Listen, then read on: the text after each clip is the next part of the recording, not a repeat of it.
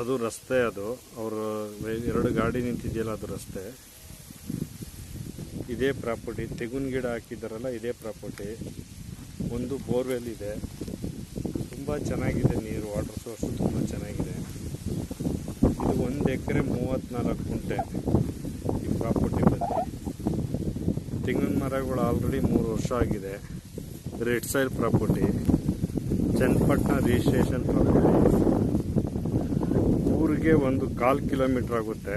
ಡಾಂಬರ್ ರಸ್ತೆಗೆ 2 ಕಡೆ ಊರಿಗೆ ಅಟ್ಯಾಚ್ ಇರ್ತಕ್ಕಂಥ ಪ್ರಾಪರ್ಟಿ. ಇದು ಮಧ್ಯೆ ಇದೆ.